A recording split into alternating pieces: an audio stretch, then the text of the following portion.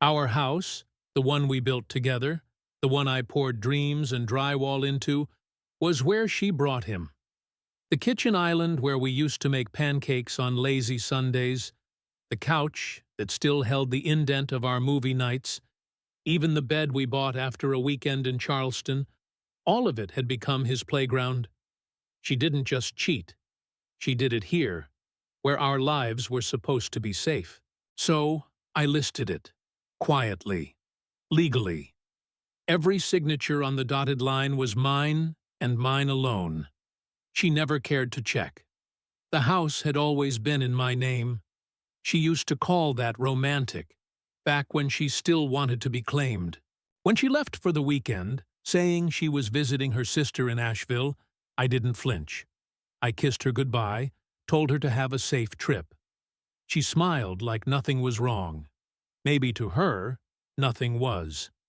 She packed light. Weekend bag, perfume that wasn't for me, that familiar smugness in her stride. As soon as her car turned the corner, I started. I called Maya Tran, my real estate agent, the one who helped me close this place 7 years ago. She didn't ask questions, just asked when to list and how fast I needed it done. By Saturday morning, I was packing the last of my clothes. The garage echoed with the final slam of boxes. I moved deliberately, without fury. No yelling, no grand confrontations. Just precision. Just silence. Sunday, the house was spotless. Stripped of sentiment, it looked almost like a hotel now. Cold. Impersonal. By mid-afternoon, I signed the final paperwork with Maya. The sale had closed faster than either of us expected. A full cash offer. No contingencies. A clean break. That night, I sat on the front steps and watched the sun dip behind the trees one last time. This house, once a monument to us, was now nothing but square footage and memory. Monday, she returned. I wasn't there. Just a sold sign in the yard, and a key that no longer turned. She thought this place would always be hers too. She thought she had time. She was wrong.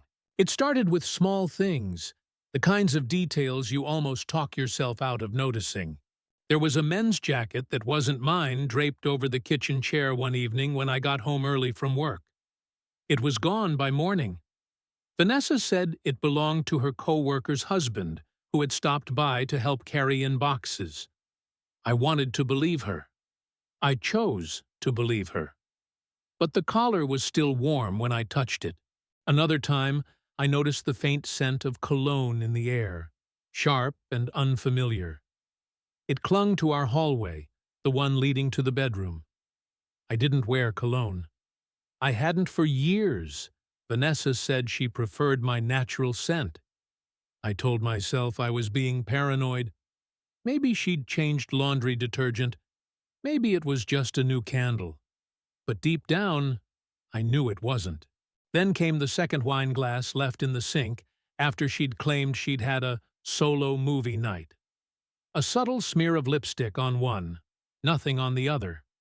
We didn't even drink red wine often, but there it was. Half a bottle gone, cork tossed in the trash. I hadn't been home that evening. The final thread came loose when I opened the shared iPad to check the news and saw a notification from an unfamiliar messaging app she'd downloaded. I wasn't snooping. I didn't need to. The alert popped up front and center. "Can't stop thinking about yesterday," it read, with a little fire emoji. I tapped it, then hesitated. I wasn't ready, but I tapped anyway. There were weeks' worth of messages, most casual at first, jokes, emojis, song links. But then it grew bolder. Her words were flirtatious, then intimate, then explicit. The most recent photo was of her feet crossed over the ottoman in our living room, the one we bought together on a weekend trip to Savannah. She'd captioned it, "Waiting for you. He's not home." I didn't sleep that night. I sat in the guest room, the one that had once been my home office, reading everything. Every message, every photo, every timestamp. She had brought him into our home, not once, not as a mistake, repeatedly, like it was normal, like I didn't exist. The betrayal didn't come with yelling or slammed doors. It came with stillness, with that deep, gnawing hollowness that makes noise irrelevant. I didn't confront her.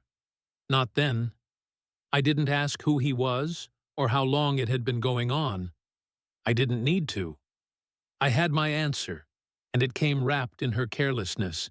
Instead, I poured myself a drink, sat at the dining table we'd once eaten Thanksgiving dinner on, and stared at the walls. Every inch of that house, every paint color we debated over, every photo hanging in a hallway she now used as a runway for deception, felt tainted. I realized, in that moment, that the worst part wasn't just the cheating. It was where she did it.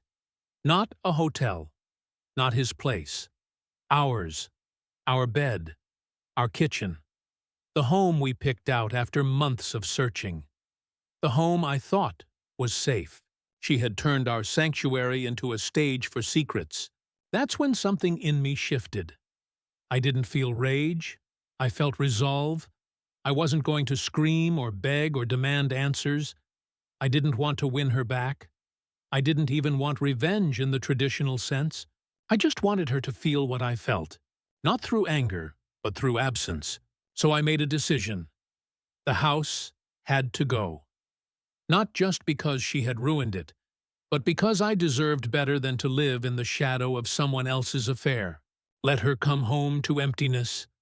Let her stand where she once betrayed and feel the cold finality of a door that no longer opens.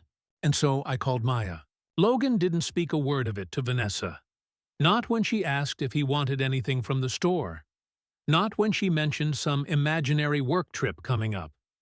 He simply nodded, answered when he had to, and made sure to leave no trace of the storm that was building beneath the surface. Instead, he acted with purpose, methodical, focused.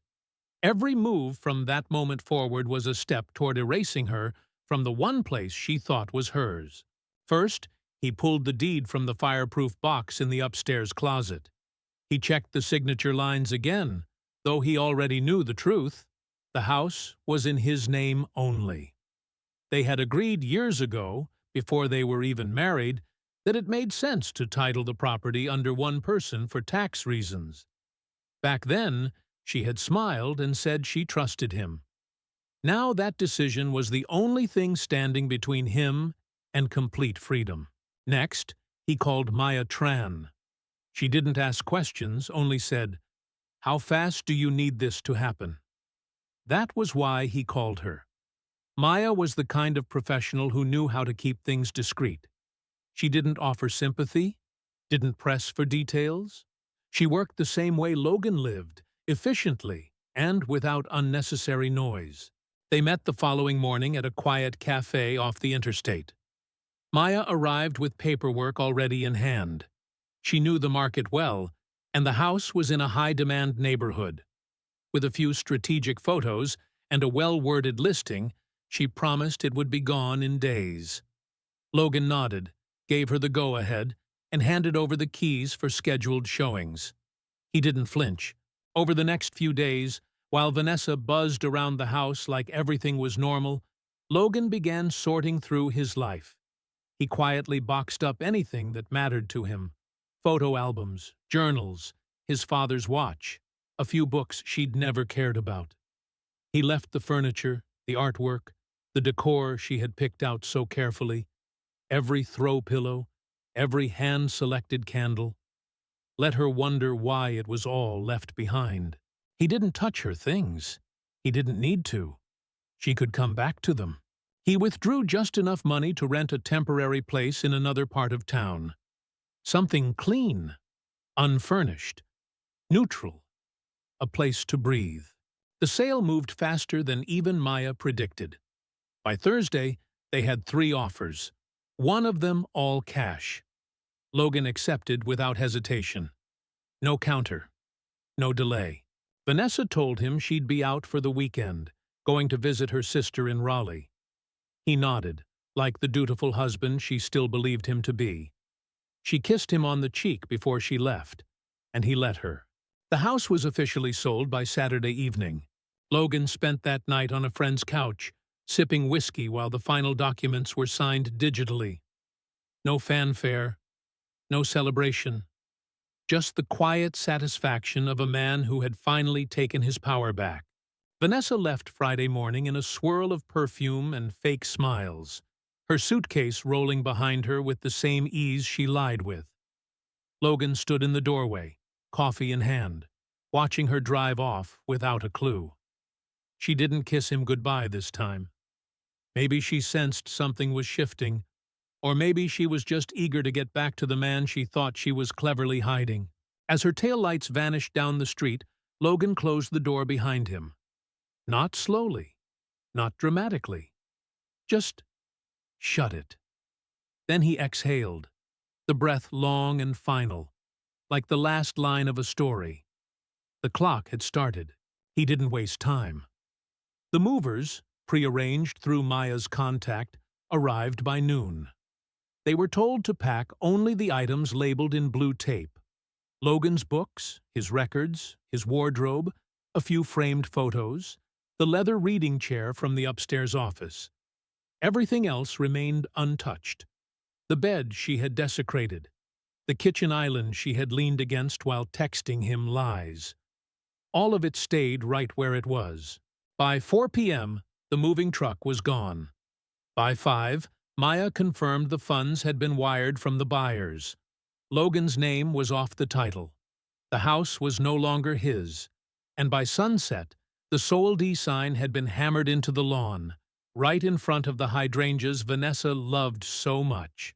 Logan drove to his new place with the windows down, wind catching his hair. It wasn't a flashy place, but it was his and his alone. No scent of betrayal in the walls, no phantom footsteps echoing from old memories. Just quiet. Just space. Saturday passed without a single message from her. Maybe she was too distracted. Maybe she thought she still had time. Logan didn't text. He didn't feel tempted. There was nothing left to say. Then came Sunday. Vanessa returned around 3 p.m. The camera Logan had left, angled discreetly from across the street, captured every detail. The moment her SUV pulled into the driveway, the puzzled look on her face when she saw the red and white sold sign staked in the grass, the way her confident walk turned hesitant. She reached for her keys, still laughing from some inside joke shared in the car minutes before. But the laugh died when the key didn't turn. She tried again, harder this time, then rattled the knob with growing urgency. She stepped back, stared at the door, then scanned the yard like she'd stepped into a dream that had shifted into a nightmare. A new couple, the buyers, emerged from their car across the street, holding hands, beaming. They looked past her with polite curiosity. Vanessa's phone lit up in her hand. She was calling him. Logan watched the screen flash from across the room. He didn't answer. He never would again. Vanessa stood on the porch for over an hour. First, she knocked. Then she pounded. She tried the key again and again, as if reality would bend if she insisted hard enough. But the lock never turned. It was no longer hers. Not the door. Not the house. Not the life inside it. She sat down on the front step eventually, stunned into stillness. Her calls came one after the other. First his cell, then his work phone, then his email. Her texts ranged from confused to apologetic to furious, each more desperate than the last. Logan didn't read them. He didn't need to. From a different city, in a different apartment, he poured himself a cup of coffee and opened the sliding door to his balcony. The air was crisp, new. There was no echo of her perfume here, no creaking floorboards tied to memories he didn't want anymore. It was quiet, the kind of silence that felt earned. His phone buzzed again, lighting up with Vanessa's name. He turned it over, face down. Back at her old home, Vanessa watched the new owners move in with bright eyes and unburdened hearts. She tried to approach them, but they were polite, distant. When she asked if she could retrieve a few things, they explained, with a hint of discomfort, that everything not on the inventory list had been donated or discarded. It was, after all, part of the finalized sale agreement. Everything was legal. Everything was done. She had no rights, no claim, only regrets. She tried calling Logan again that evening, her voice cracking on his voicemail. "Please, just talk to me. We can fix this. It was a mistake, okay? Just don't do this." She was crying by the end of it. Logan listened to that one, just once. Then he deleted it. The next morning, he scheduled mail forwarding, canceled her access to shared accounts, and closed out their joint subscriptions. One by one, he untangled the threads that connected them. It wasn't revenge. It was release. Later that week, Vanessa received one final message. There was no subject line, no salutation, just a single sentence, sent at exactly the time she would have been walking into the now locked front door. "I hope he was worth losing everything." No threats, no insults, just the truth, heavy and sharp. Vanessa didn't reply. Logan didn't wait for one. He turned off notifications, muted her number, and took his coffee back out to the balcony, where the morning sun stretched across unfamiliar streets that held no memories. He didn't look back. There was nothing left behind worth seeing.